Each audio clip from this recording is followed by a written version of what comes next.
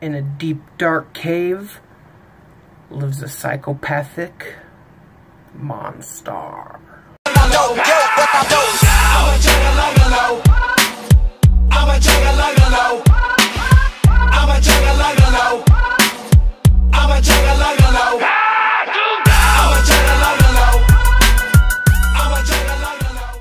So, this is going to be my initial reaction to the packaging, pretty much.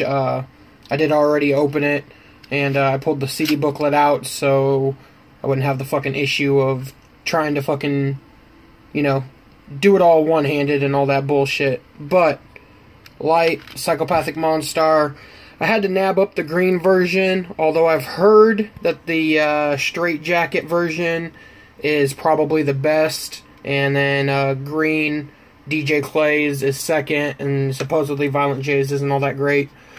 But I have not listened to it yet. But I will be adding a review after this, after I listen to it, and blah, blah, blah, all that shit. But anyways, let's get into this. So, we got your booklet. It's not your normal kind of booklet. It's one of those, you know, fold-outs. So, inside, you know, got the picture of Lyte with the hat. They said it would never amount to nothing, though we've always been afraid.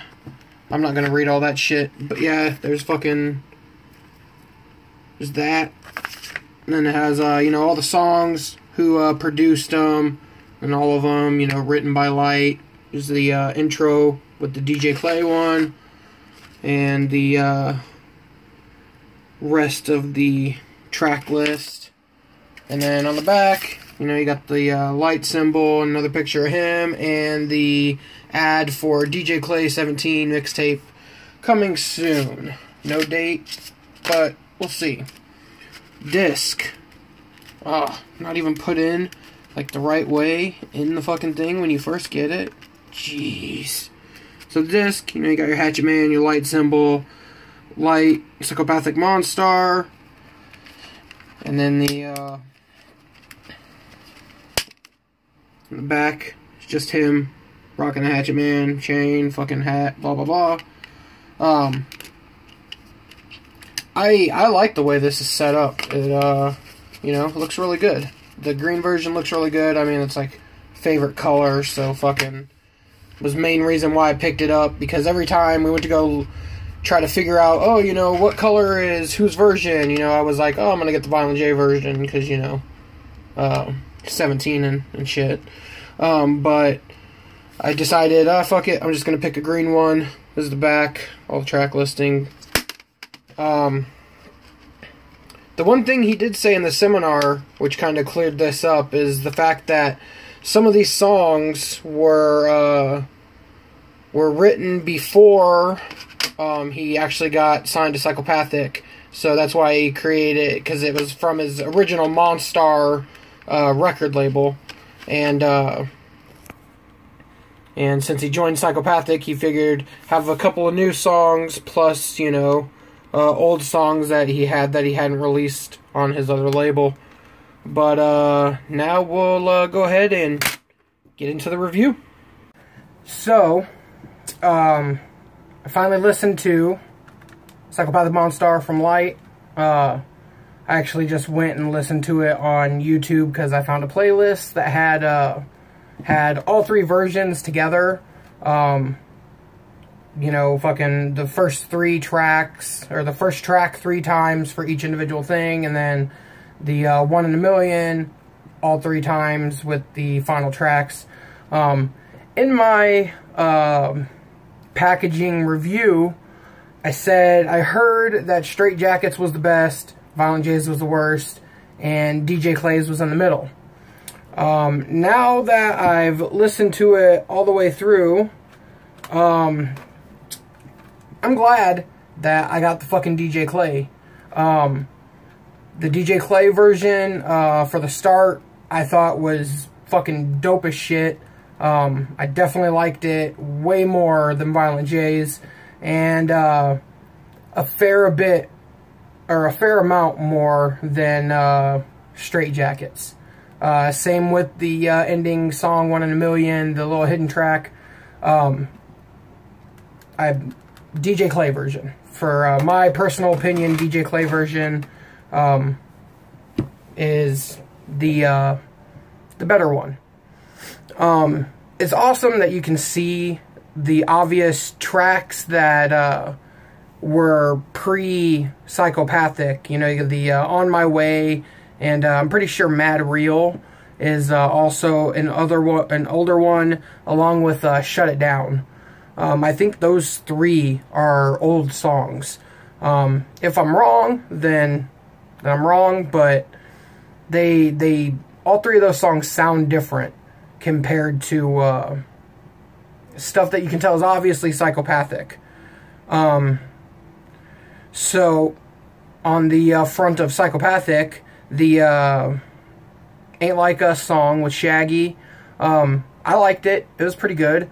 You know, hearing like ICP solo on somebody else's stuff is still kind of strange, you know? It's a little weird to me. But the Flint Town Titty Bar Bathroom song is hot trash. Hot fucking trash. You know, I got nothing but love for fucking Lyte. That song just, it didn't sound like the three of them worked together on it. It didn't sound, they just seemed so off topic. Violent J was like fucking up these bitches and killing them, and Shaggy was fucking bitches, and Lyte was partying with bitches. Like, I mean, the bitches in there were the uniform subject, and obviously being in the titty bar. But outside of that, it felt kind of like three different worlds, sort of. It didn't work for me, personally. I literally like every other track besides that track. If I had to say like a second least favorite, probably One in a Million. I get that it's more like an emotional song, but like the chick singing and just how it had one of those, you know, like kind of happy, heavenly sort of beats, and it didn't do it for me. But outside of One in a Million and outside of the fucking Flint Town Titty Bar Bathroom track, I would say this is a fucking solid release. I would definitely say way better than fucking Blase Rose's initial release. You know, and I've never lied about that. I did enjoy that CD. There were some things that I thought, you know, hey, if, you know, she would have done this, you know, I would have been more impressed. And, you know, some of it was just like, alright, this is good, you know. But this shit, murdered. The fucking Blase Rose is pretty much, I mean, she's obviously gone, but this shit right here, this is shit. But anyways, that's my fucking Lyte, you know, packaging and review. If you like this shit, give it a thumbs up, drop a fucking share, make sure you subscribe. Hoping to get into a lot more shit. I got a couple other CDs that I'd like to do a review on. You know, I got this Menace McNasty Presents that I'll fucking probably do a thing on, and then the Underground Warriors. And we don't really need to review this one. Everybody's heard it, and if you haven't, then fucking why didn't you set your alarm clock, and why are you sleeping? But that's all I got for you guys. Mac and Hose.